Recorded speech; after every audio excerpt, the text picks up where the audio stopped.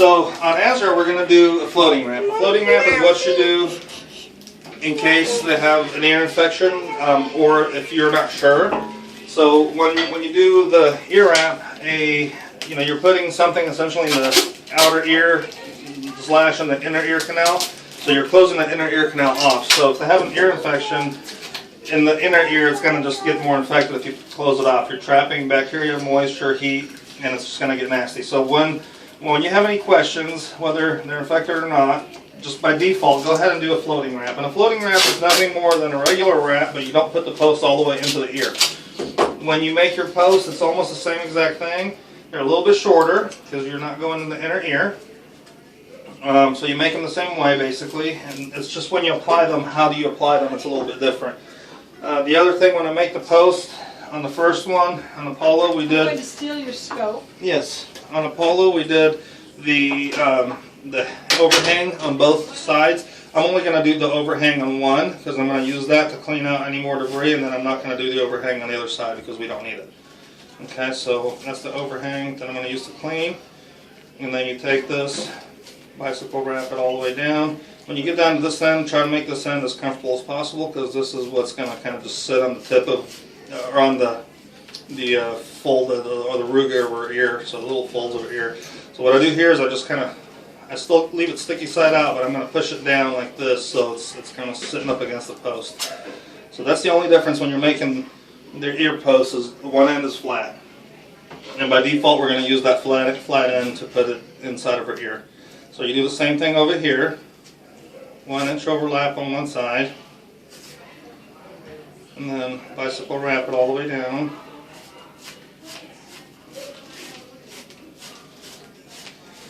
And then what she was saying about putting the goo in there. Putting the goo in there means nothing but putting something like a Neosporin or triple antibiotic ointment in there. I tend to not put anything in the ear until I'm done wrapping them because obviously if you're putting tape on something that is gooey or has any sort of greasy material on it, that tape will not stick and then you're going to just kick yourself. So what I do here, since she's asleep, I'm going to go up a little bit on this table. Makes my life easier. Okay, so what I'm going to do here is, again, if she's bleeding, this is totally normal, so just kind of dab the blood up, no big deal. And then what you do is you use your picker end, then it's got the overhang, and you go in there, and she's going to go, oh. And I'm actually digging for any more debris deep down in the inner ear. Or in the innermost part of the ear. So if you come out and you're about that dirty, you're okay.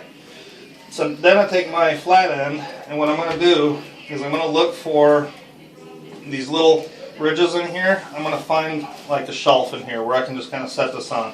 So I'm going to set it on this little ridge right there. See how that ridge is sitting there? I'm going to set it right there, and then I'm just going to stick this to the post and wrap it. And the goal of this is you're leaving an opening in there for air to come in and out of.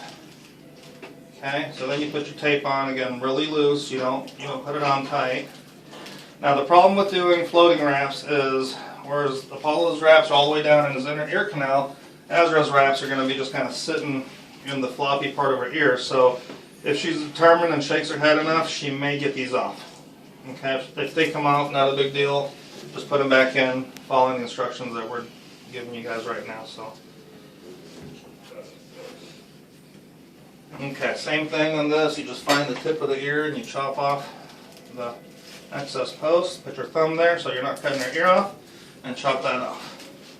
Everything else is pretty much the same. So the only thing that changes is really the base of the post doesn't have that extra sticky end, and you're not sticking that base of the post all the way into the ear. You're sticking it on the shelf.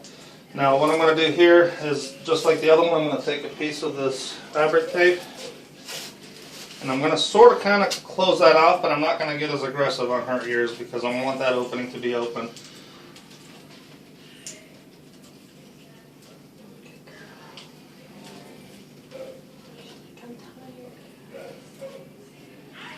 Okay. That's just fun. So on the other ear you do the same thing. This is the ear that's infected, or that we have some questions about. And so, oh, I know, baby, I know. I'm getting any any excess goo off of there. I'm going to use my little picker end. Oh, I know that feels kind of weird, doesn't it? That's not too bad. Okay, so, whoop, there's goldfish. It's okay. We got brooms. We'll sweep. Okay, so I'm sticking this kind of on this little lip here. I'm wrapping her ear around that.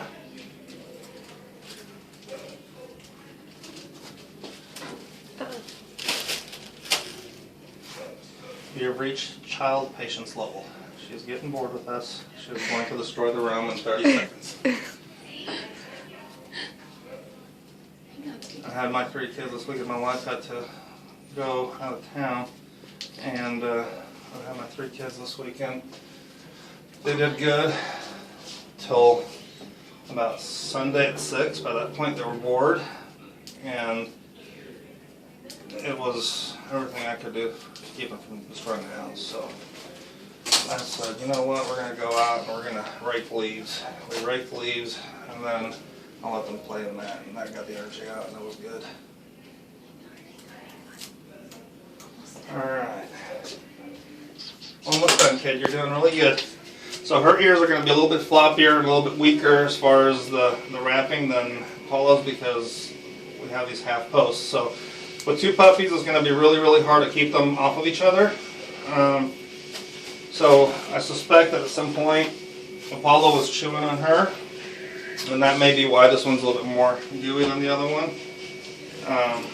If they chew on each other, that's the worst thing that can happen, because they will essentially transfer bacteria from their mouth to the ear. If the bacteria gets inside of the ear, sets up shop, and we have a definite infection.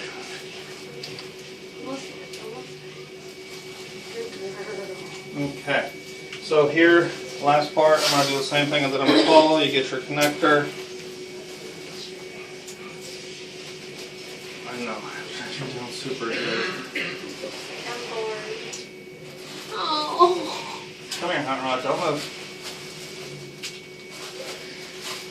I know, this is just not fun. Oh, I know. This is just silliness. Okay. She says, can't you have prettier tape? No. She says, like, pink? No. That's too frou-frou.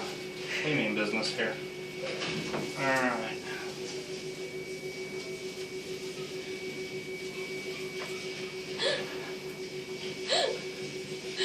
Alright, double dog, you're good to go. Let's see here. A couple more pieces and we're good.